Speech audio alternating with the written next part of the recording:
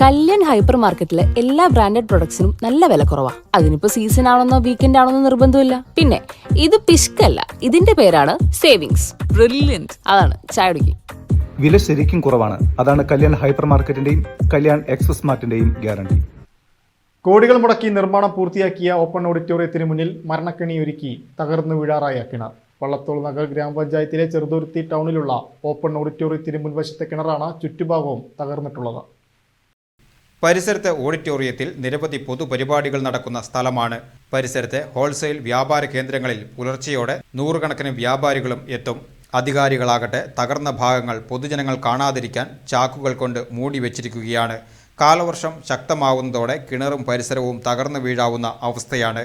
ഈ കിണറിൽ നിന്നാണ് കുടുംബശ്രീയുടെ ആവശ്യങ്ങൾക്കും മറ്റ് സ്ഥാപനങ്ങൾക്കും വെള്ളം ഉപയോഗിക്കുന്നത്.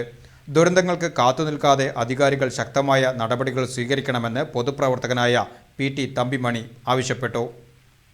കുറച്ച് കാലങ്ങളായി സ്ഥിതി ചെയ്യുന്ന പഞ്ചായത്ത് കിണറാണ് ഇവിടെ കാണുന്നത്.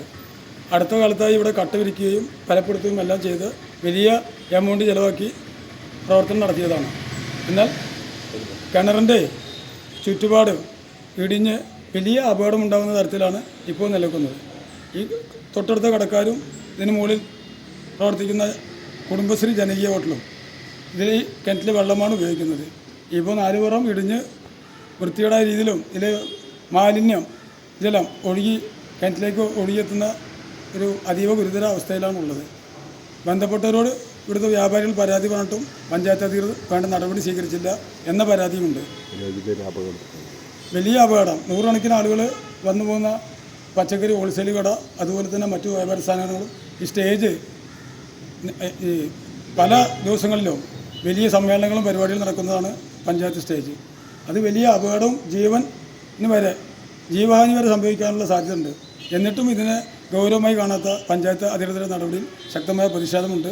എത്രയും പെട്ടെന്ന് ഇത് ശരിയാക്കി നാട്ടുകാരുടെ ഈ വ്യാപാരികളുടെയും ജീവൻ സംരക്ഷിക്കണമെന്ന്